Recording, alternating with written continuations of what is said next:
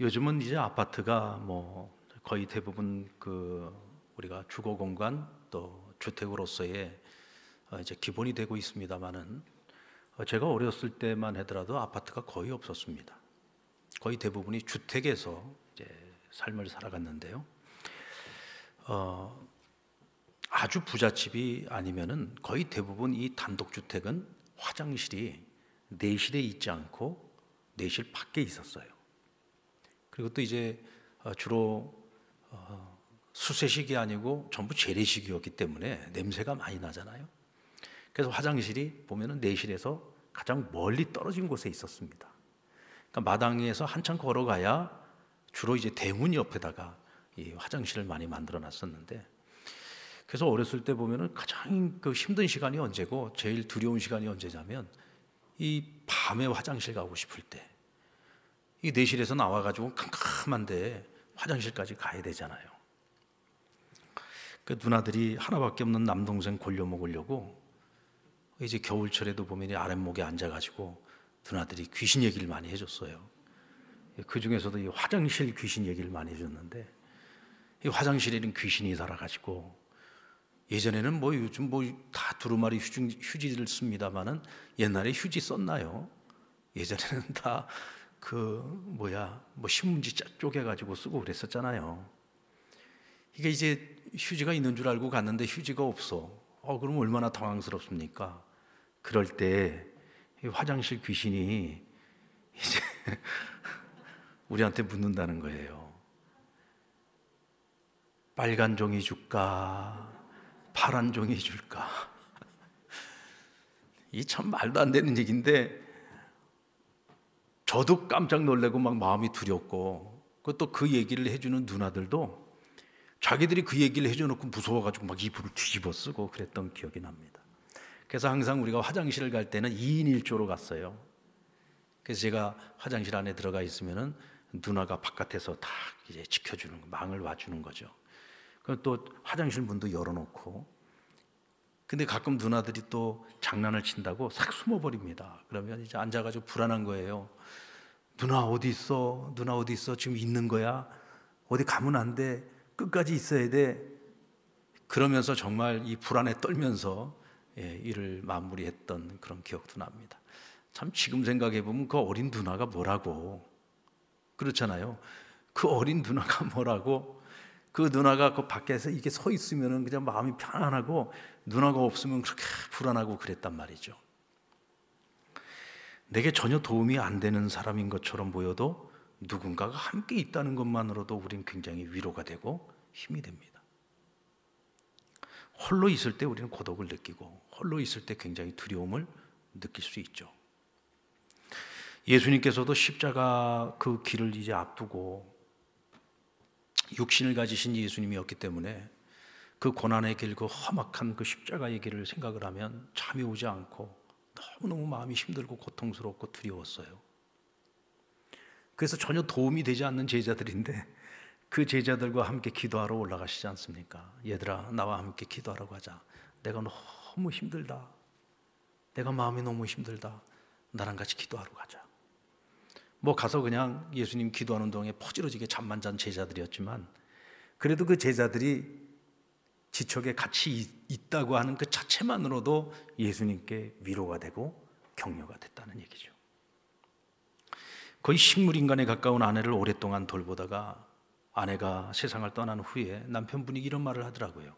목사님, 병든 아내일지라도요, 아내가 함께 있을 때가 훨씬 더 좋았던 것 같아요. 아내가 있어서 제가 위로가 많이 됐었어요. 어쩔 때는 아내를 돌보면서 너무 힘이 겨울 때는 그런 생각도 했다는 거예요. 아유, 지금 너무 힘들고 어려운데 그냥 하나님께서 평안한 곳으로, 하나님 나라로 인도해 주셔도 되겠다. 가끔 그런 생각도 하면서도 마음에 또 죄책감도 들고 그랬었다는 거죠. 근데 막상 아내가 세상을 떠나고 나서 보니까 내가 아내에게 도움이 되었다고 생각을 했는데, 그 불편한 몸을 이끌고 아내가 나와 함께 해주었던 그것이 내게 가장 큰 선물이었다는 것을 아내가 세상을 떠나고 난 후에야 깨닫게 됐다는 거예요.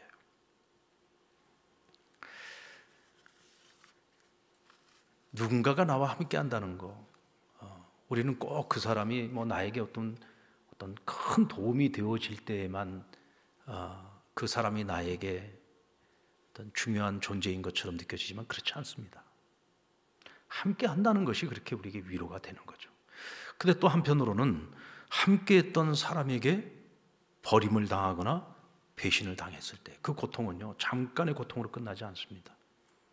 그 고통은 어떤 사람에게는 평생의 고통이 될 수도 있는 거죠. 시편 62편의 말씀을 보면은 다윗이 믿었던 사람에게 배신을 당하고 난 후에 이런 고백을 합니다. 시편 62편 9절 말씀을 보면 슬프도다. 사람은 입김이며 인생은 속임수이니 저울에 달면 그들은 입김보다 가벼우니라. 예전에 사람을 믿고 사람을 신뢰했어요. 근데 배신을 당하고 보니까 이 참 사람이라고 하는 것이, 여러분들 입김이 뭐예요? 이건 기체잖아요. 근데 기체인 입김보다도 가볍다는 거예요. 이렇게 가벼운 인간을 우리가 어떻게 의지하며 살아갈 수 있는가? 근데 그런 사람을 의지하고 살아왔다는 거죠. 인생은 다 속임수래요. 근데 그 속임수와 같은 그런 인생들을 의지하고 살았다. 막상 배신을 당하고 보니까, 사람에게 버림을 당하고 보니까 사람이라고 하는 존재는 결코 믿을 수 있는 존재가 아니구나, 우리가 믿고 의지할 만한 존재가 아니구나 라고 하는 것을 뒤늦게 깨닫고 탄식을 하고 있는 거죠. 여러분, 한낱 사람도 그럴지인데 믿었던 하나님께서 나를 버리셨다, 믿었던 하나님께로부터 내가 버림을 받았다, 내가 그런 생각을 갖게 되었을 때 우리의 마음속에 얼마나 큰 공허함이 밀려오고 두려움이 밀려오겠습니까? 오늘 본문의 말씀은 하나님께서 우리를 버리셨다고, 하나님 더 이상 우리와 함께 하지 않는다고 절망하고 낙심하고 있는 바빌론의 포로로 끌려왔던 이스라엘 백성들에게 하나님께서 위로로 주신 말씀입니다. 8절 말씀을 보시면은 나의 종도 이스라엘아, 내가 택한 야곱아, 나의 벗 아브라함의 자손아 라고 그들을 부르고 있습니다. 여러분, 이스라엘 백성들이 어쩌다가 나라를 잃어버리고 이렇게 포로로까지 끌려왔어요? 이건 전적으로 자신들의 죄 때문이었습니다. 하나님께서는 끊임없이 선지자들을 보내어서 너희들이 지금 행하고 있는 그 모든 악한 행위에서 돌이켜서 다시금 하나님을 찾으라고, 다시금 하나님께로 돌아오라고 끊임없이 요청하셨죠. 그런데도 그들은 그들의 악행에서 벗어나지 않았어요. 돌이키지 않았습니다. 그러다가 결국은 하나님의 심판을 먹고 나라는 망하고 그들은 포로로 끌려오지 않았습니까? 그래서 그들은 모든 것이 다 끝났다고 생각했어요. 이제는 하나님 우리 버리셨다, 이제 더 이상 하나님은 우리와 함께하지 않는다. 마치 부모에게 버림받은 어린아이처럼 그들은 절망했고 두려워했습니다. 여러분, 하나님의 백성들에게 가장 큰 두려움은 뭘까요? 그것은 하나님이 우리를 잊어버리는 거예요. 더 이상 기억하지 않는 겁니다. 하나님이 더 이상 우리와 함께하지 않는 거죠. 그러니까 그들이 하나님 우리와 함께하지 않는다라고 생각을 할 때 얼마나 두려웠겠느냐고요. 그런데 오늘 하나님께서 그들의 그 마음을 아시고 그들을 향해서 말씀하시는 겁니다. 아니야, 나는 너희를 버리지 않았어. 나는 너희를 떠나지 않았어. 난 지금도 너희와 함께하고 있어. 비록 너희가 죄를 짓고 비록 너희가 세상의 모든 사람들로부터 부끄러움을 당하고 있지만 여전히 너희는 내가 택한 백성이야. 여전히 너희는 내가 사랑하는 자들이야. 너희는 여전히 나의 벗 아브라함의 자손이야 라고 말씀을 하고 있는 것이죠. 9절 말씀을 보시면은 내가 땅끝에서부터 너를 붙들며 땅 모퉁이에서부터 너를 부르고 내게 이르기를 너는 나의 종이라. 내가 너를 택하고 싫어하여 버리지 아니하였다 그랬어요. 여러분, 우리 하나님 이런 분입니다. 지금 이 백성이 무엇 때문에 이렇게 두려워하고 있는지 괴로워하고 있는지를 정확하게 알고 계시고 그들의 그 깊은 두려움의 원인까지 찾아서 그들에게 필요한 말로 그들을 격려해 주고 있는 거잖아요. 그들이 이 말을 들을 때 하나님이 여전히 우리를 사랑하고 계시는구나, 여전히 우리를 버리지 아니하시고 함께하고 계시는구나, 이것을 그들이 확신하고 깨달을 수 있도록 지금 말씀해 주고 있는 거잖아요. 얘들아, 난 너희를 버리지 않았다. 여전히 너희는 나의 택한 백성이고 내가 너희를 싫어해서 너희를 버린 게 아니야 라고 말씀하고 있는 겁니다. 너희가 볼 때는 이것이 재앙처럼 보이지만 이거 재앙이 아니야. 너희에게 평안을 주기 위함이고 너희에게 미래의 소망을 주기 위한 것이다. 그러니까 하나님의 마음을 이 사랑의 언어로 그들에게 표현하고 있는 거죠. 여러분, 우리 하나님이 바로 이런 하나님이잖아요. 10절 말씀에 보면 두려워하지 말라, 내가 너와 함께함이라. 나는 내 하나님이 됨이라. 내가 너를 굳세게 하리라. 참으로 너를 도와주리라. 참으로 나의 의로운 오른손으로 너를 붙들리라.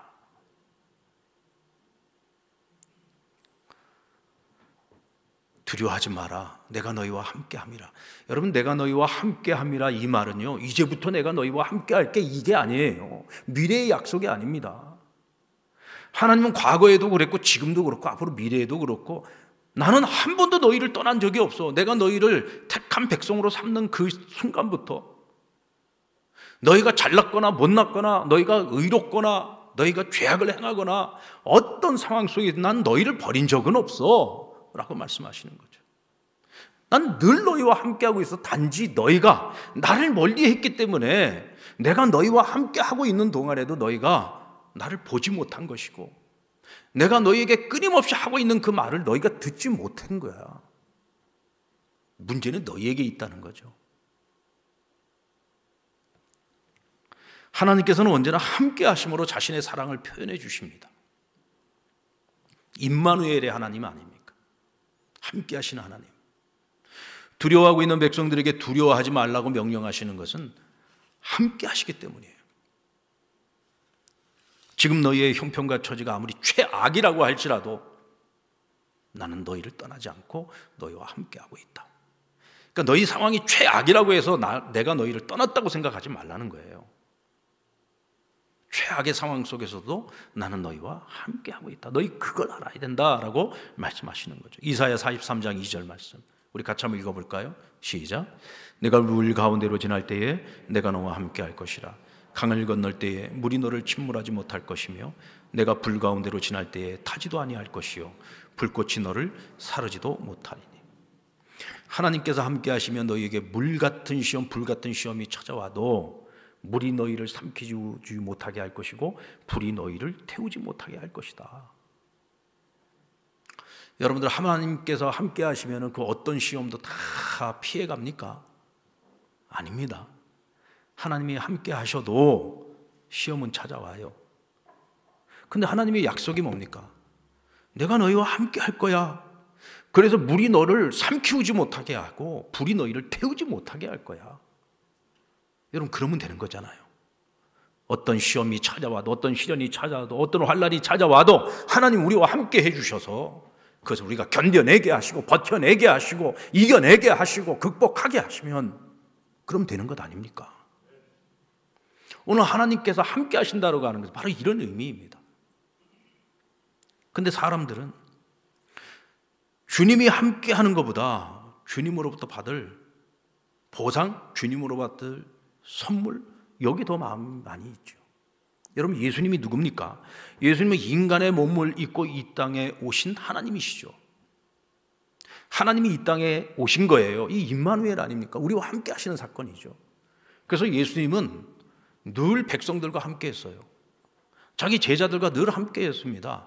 특별히 하나님과 깊은 교제를 위해서 기도의 자리로 나아가기 전에는 늘 제자들과 함께 했어요. 그러니까 백성들이나 제자들에게 가장 큰 축복이 뭐예요? 주님이 우리와 함께 하는 것입니다. 그보다 더 큰 축복이 없어요. 그거보다 더 큰 선물이 없는 거죠. 근데 제자들은 주님을 따르면서도 마음이 딴 데가 있었어요. 주님이 우리와 함께하고 있는 것이 복이 아니라 주님과 우리가 함께함으로써 우리가 얻을 것이 무엇인가에 늘 마음이 있었죠. 그래서 베드로가 대표로 묻지 않습니까? 주님, 우리가 주님을 따르기 위해서 우리가 모든 것을 다 버리고 주님을 따랐는데 이제 우리에게 무엇을 주실 겁니까? 기대하는 바가 다른 거죠. 사랑의 언어, 사랑의 방식이 다른 거예요. 가정상담 전문가인 게리 체프먼 목사의 하나님의 사랑의 언어라는 책이 있습니다. 이 사람들은 각각 자기만의 사랑의 언어를 가지고 있다는 거예요. 이 5가지를 이야기하는데 첫 번째는 인정하는 말, 두 번째는 선물, 세 번째는 봉사, 네 번째는 함께하는 시간, 그리고 스킨십입니다. 사람들마다 각기 자기의 어떤 그 사랑을 표현하는 방식이 다른데, 어떤 사람은 인정하는 말로, 어떤 사람은 선물로, 또 어떤 사람은 봉사로, 또 어떤 사람은 스킨십으로, 함께하는 시간으로, 이게 각각 자기의 사랑의 언어가 다 다르다는 거예요. 그 예를 들면 이런 겁니다. 어떤 남편이 있는데, 이 남편은 사랑의 언어가 인정하는 말이에요. 인정하는 말. 이 남편은 말을 참 잘해요. 표현을 굉장히 잘해요. 그래서 아내에게도 내가 아내를 사랑한다라고 하는 것을 늘 말로 표현을 합니다. 사랑해, 사랑해. 당신은 정말 뭘 해도 잘하는 것 같고, 당신은 뭘 해도 내 마음을 편안해주고 해주고, 당신은 뭘 해도 나에게 위로가 되고 격려가 돼. 이렇게 아내를 갖다가 사랑의 말로서 계속 표현을 해가지고 내가 당신을 얼마나 사랑하는지를 계속 그것을 표현을 하고 있는 거죠. 그러니까 이 남편에게는 위로하는 말, 인정해주는 말, 이것이 사랑의 언어인 거예요. 근데 문제는 이 아내가 그걸 제대로 받아들이지를 못해요. 남편은 그렇게 표현을 하는데 아내는 생전가야 표현할 줄도 모르고 늘 불만이에요.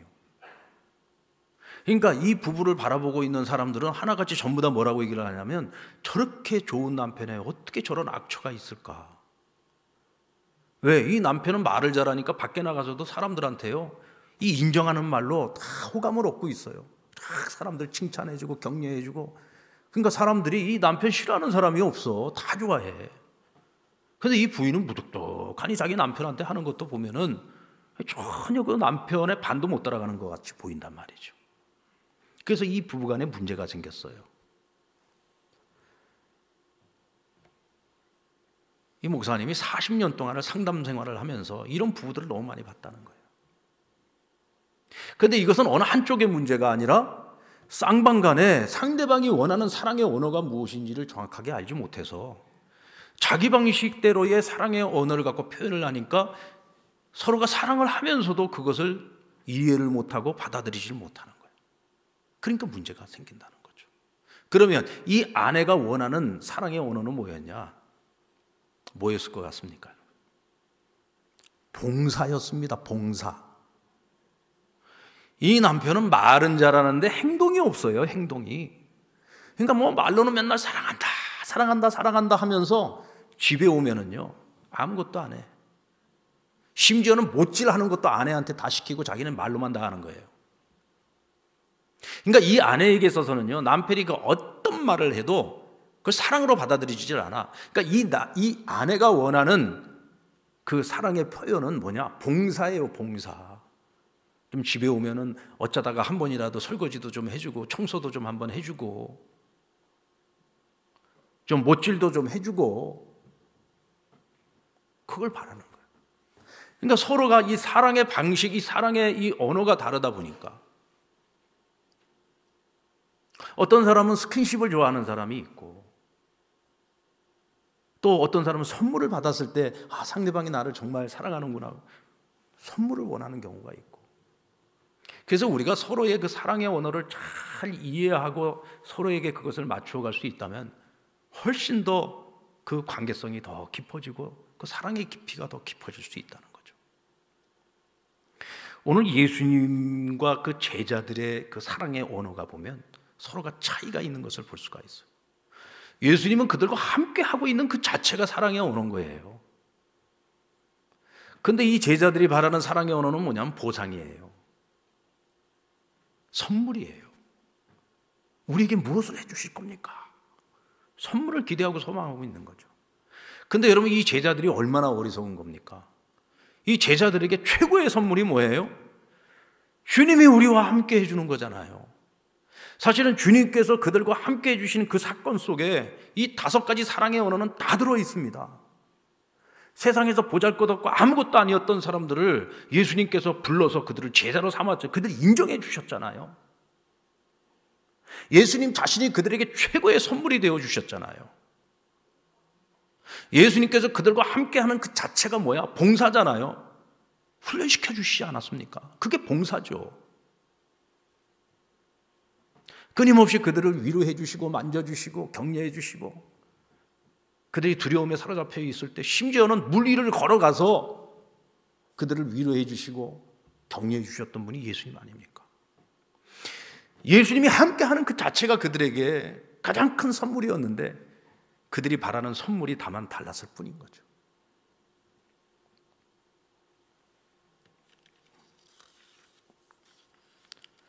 훗날 주님께서 십자가에 달려 돌아가시고 난 후에 예수님께서 부활하시기까지 3일 동안 이 제자들이요, 주님이 우리와 함께했던 그 3년이라는 그 시간들이 우리에게 얼마나 큰 축복의 선물이었는지를 아주 뼈저리게 경험했을 겁니다. 주님이 함께하지 않으니까 아무것도 못하는 거예요. 아무것도 할 수 없는 거예요. 불안해서 견딜 수가 없는 겁니다. 주님과 함께하는 동안은 그런 게 없었거든. 그제서야 주님이 우리와 함께함이 우리에게 얼마나 큰 축복의 선물이었는지를 뒤늦게 깨닫는 거죠. 여러분, 지금 우리 인생에 어떤 두려움의 시간이 찾아왔습니까? 아니, 그 두려움의 시간을 지나왔습니까?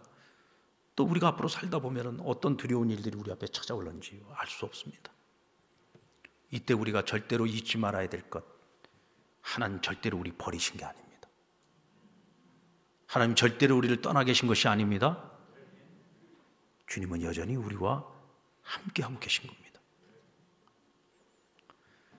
이스라엘 백성들이 그렇게 오랫동안 하나님을 거역하고 죄를 저지르고 그렇게 나라가 망하고 포로로 끌려갔지만, 하나님께서 그들 한 번도 버리지 않았고 그들 끝까지 사랑해 주셨어요. 끝까지 함께해 주셨습니다.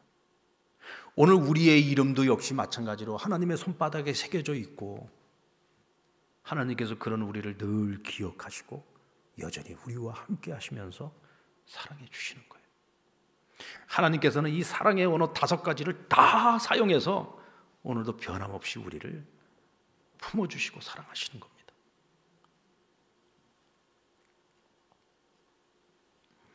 그렇다면 왜 사람들은 함께 하시는 하나님을 보지 못하는 걸까요? 왜 두려운 날에 주님을 바라보지 못하는 걸까요? 그것은 우리가 하나님을 가까이 하지 않았기 때문이에요. 그래서 야고보서 4장 8절에 보면 하나님을 가까이 하라, 그리하면 그가 가까이 하시리라.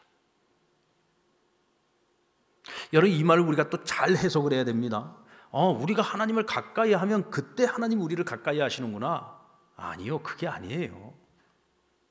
하나님은 늘 우리와 함께 하시기 때문에 늘 우리와 가장 가까이에 계셨어요. 한 번도 우리를 멀리 하신 적이 없어요. 문제는 내가 하나님을 가까이 하지 않고 내가 늘 하나님을 떠나 있었고, 내가 세상에 한눈 팔고 있었고, 하나님을 내가 멀리하고 있었어요. 그러다 보니까 하나님은 나와 함께하고 계신데도 불구하고 그 하나님이 보이지 않는 거예요. 하나님 나와 함께하고 계신 것이 보여지지 않는 겁니다.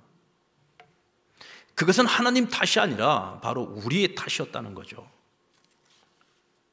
우리가 딴 데 정신이 팔려 있으면요, 마땅히 보아야 될 것을 보지 못하고 들어야 될 것을 못 들어요. 여러분, 노는데 정신 팔려 있는 아이들한테 엄마가 밥 먹으라 그러면은 밥 먹으라는 소리가 들려요, 안 들려요?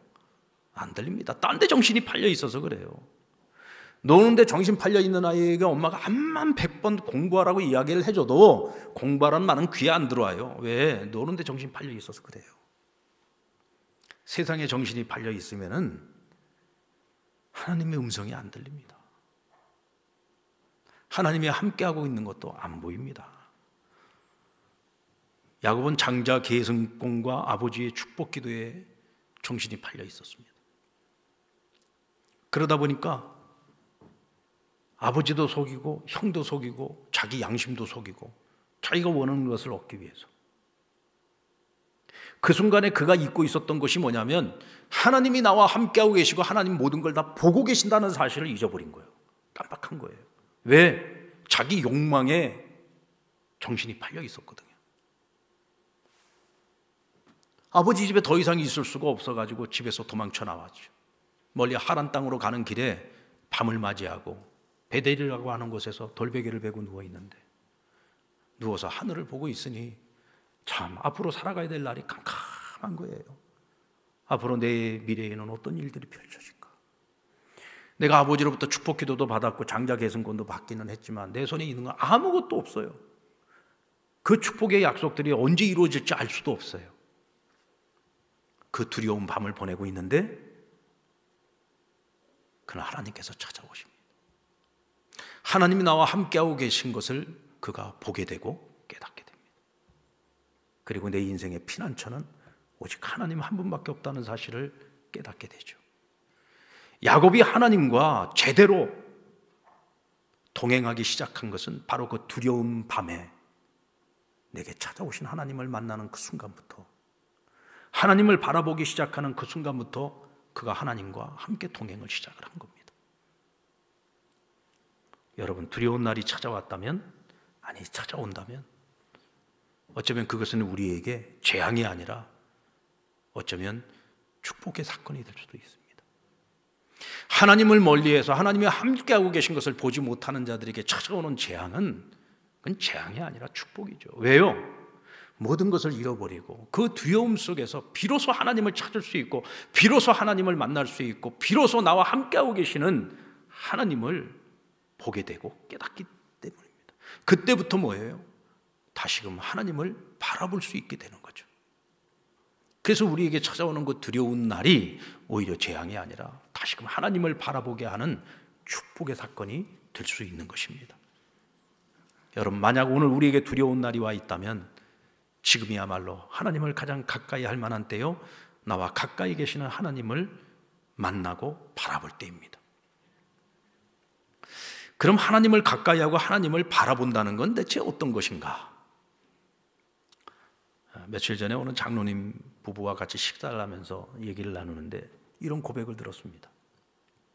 목사님, 요즘 성경을 필사를 하고 성경을 읽고 또 성경을 암송을 열심히 하다 보니까 요즘 뭐 좀 어렵고 힘든 일이 생겨도 하나도 걱정이 되질 않습니다. 두렵고 염려가 되는 그런 마음들이 전혀 생기질 않는다는 거예요. 왜냐하면 말씀을 암송을 하고 있으니까 그런 어려운 순간에도 말씀이 탁탁 떠올라가지고 말씀으로 하나님 위로를 해주신다는 거예요. 그리고 순간순간마다 말씀으로 어려운 상황들을 헤쳐나가고 이겨나갈 수 있게 됐다는 거예요. 자기가 성경을 암송하기 시작하면서 본인의 자녀들이 이런 얘기를 한답니다. 아빠, 성경을 암송하시고 난 다음서부터 아버지의 기도가 한 단계 업그레이드 된 것 같아요. 그런다는 거예요. 그렇죠. 기도가 다 말씀에서 나오니까 이 자녀들이 보기에도 아버지의 신앙이 이전의 신앙과 너무나도 달라진 것이 보이는 거예요. 아버지의 기도가 달라졌다. 내가 세상을 사랑하고 세상을 쫓아서 살아갈 때는 마땅히 보아야 될 것을 보지 못하고 들어야 될 것을 듣지 못했어요. 근데 내가 하나님 말씀을 매일 묵상하고 암송하고 말씀과 내가 하나가 되어서 살아가다 보니까 이제는 세상에 어떤 것도 즐겁지 않아요. 가장 즐겁고 정말 꿀송이처럼 단 게 뭐냐? 하나님 말씀인 거예요. 하나님 말씀. 그러니까 이제는 어떤 어려운 문제가 찾아오면 그냥 나도 모르게 자연스럽게 기도가 나오는 거예요. 자연스럽게 기도가 나오는 거예요. 부윤 권사님 얘기가요, 우리 남편이 변하고 난 다음에 내가 요즘 사는 게 너무 고달파지고 힘들어졌다는 거예요. 집에서 TV도 못 보게 한대. 자기가 보는 TV 프로는 뉴스하고 그 미스터 트롯하고 이 두 가지밖에 없는데 그거 좀 보고 있으면 그런다는 거예요. 권사가 돼가지고 권사가 되고 TV를 보고 있냐고. TV 볼 시간이 있으면 성경 읽고 성경 암송하고 기도하고 해야지. 그 이제 남편이 하나님 중심으로 살지 않을 때는 기도 제목이 그거였답니다. 하나님 제발 우리 남편이 좀 말씀 좀 보게 해주시고 좀 기도하는 사람 되게 해주시고 하나님 앞에서 사는 사람 되게 해달라고 그렇게 기도를 많이 했대. 근데 지금은 이제 너무 그냥 하나님 앞에 열심히 있으니까 요즘 그것 때문에 자기가 TV도 못 보고 아주 피곤하다는 거죠. 그때 자기가 기도를 조금 덜 세게 했어야 되는데 기도를 너무 세게 해가지고 지금 후회가 된다는 거예요. 정말로 후회일까요, 그게? 말은 그렇게 하지만 얼마나 기분 좋은 볼멘소리였을까. 아마도 여기 있는 우리 모든 아내 되는 성도들의 바람 아니겠습니까? 주여, 우리 남편이 제발 집에 오면 좀 성경도 좀 읽고 좀 제발 좀 기도하는 사람 되게 해주세요. 아마 그런 기도 안 해본 사람 없을 겁니다, 부인들 중에. 얼마나 기쁜 일입니까? 여러분들, 하나님을 가까이 한다, 하나님을 바라본다, 뭐 이렇게 특별한 거 아니에요. 우리가 몰라서 그렇게 못 사는 것이 아니죠. 우리 다 알고 있어요, 어떻게 사는 것인지. 그 장로님도 몰라서 그렇게 못 살았습니까? 다 알아요. 평생을 신앙생활하면서 우리는 하나님이 가까이 하는 것이 어떤 것인지 우리는 수도 없이 날마다 듣고 살아봤어요. 배웠어요. 단지 우리의 마음이 딴 데가 있었던 거죠. 우리의 관심이 딴 데가 있었던 거죠. 우리의 생각이 딴 데에 가 있었던 거죠. 하나님을 가까이 하지 않고 늘 세상 가까이 하고 있다 보니까 무엇이 진리의 길이고 무엇이 바르게 사는 것인지 다 알면서도 그렇게 안 산 거예요. 그렇게 안 살았던 거죠.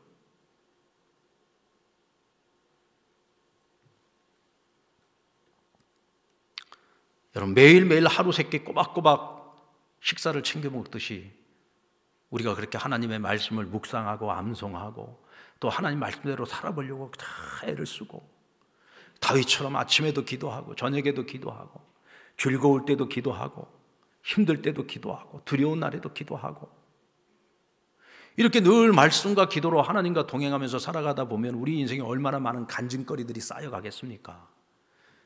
근데 그 간증거리를 나 혼자만 가지고 있는 것이 아니라 믿지 않는 사람들에게 그 간증을 하게 되면은 그것이 전도가 되는 거고, 우리 같은 믿음의 동료들하고 같이 나누면 같이 은혜를 나누는 것이고 선한 영향력을 미치면서 살아가게 되잖아요. 이것이 바로 하나님을 가까이 하는 거죠. 그렇게 살아가는 삶이 나와 함께 하시는 하나님과 동행할 때 얼마나 그 삶이 기쁘고 행복하겠습니까? 하나님을 가까이 하는 최고의 경지는요, 범사에 하나님을 인정하는 겁니다. 내 인생의 주인은 언제나 하나님이시다. 그러니까 모든 것을 기도와 간구로 하나님과 의논하면서 살아가는 거예요. 어떤 결정도 내 뜻이나 내 지혜나 내 경험을 가지고서 결정을 하는 것이 아니라 매사의 모든 것을 하나님과 의논하면서 살아가는 겁니다. 하나님 어찌 이런 사람을 사랑하지 않겠어요? 어찌 하나님이 이런 사람들 인생을 책임져 주지 않겠어요? 그러니까 주 안에서 살아가면 두려울 것도 없어요. 어떤 시험이 찾아와 두려울 것도 없어요. 왜요? 주님이 나와 함께 하시는데 뭘 두려워할 것이 있겠습니까? 이것이 나만의 복으로 끝나면 안 되겠죠. 오늘 우리 주위에는 이런 두려운 날, 이런 두려운 밤을 보내면서 오늘도 홀로 고독하게, 왜요? 의지할 것도 없고 의논할 것도 없고 그냥 그 모든 걸 내가 다 책임지고 살아가야 되니까 그 절망의 끝은 뭡니까? 불행한 결론을 내릴 수밖에 없는 거죠. 우리 주변에 그런 사람들이 있다면 우리가 해야 될 일은 그들에게 손을 내밀어서 그들의 손을 붙잡아주고, 하나님께서 우리에게 하셨던 것처럼 사랑의 언어를 가지고 그들을 위로해주고 그들을 위해서 봉사해주고 그들과 함께 해주고, 때로는 등도 두들겨주면서 스킨십도 해주고, 하나님의 그 사랑의 언어를 가지고 그들을 격려해 주는 거죠. 하나님 당신과 함께 하십니다. 하나님 나와 함께 하심을 우리가 깨닫는 그 순간에 하나님 우리에게 주시는 선물이 뭐냐? 평안입니다. 하나님의 평안. 그 평안이 우리에게 임할 때에 우리는 크게 흔들리지 않는 삶을 살아갈 수 있습니다. 여동치 않는 삶을 살아갈 수 있습니다. 그래서 우리 자신뿐만 아니라 우리 주변에 있는 사람들까지도 다 같이 복된 인생을 살아갈 수 있도록 오늘 우리가 축복의 통로가 되는 삶을 살아갈 수 있는 것입니다. 우리 한번 따라 볼까요? 두려운 날에 함께 하시는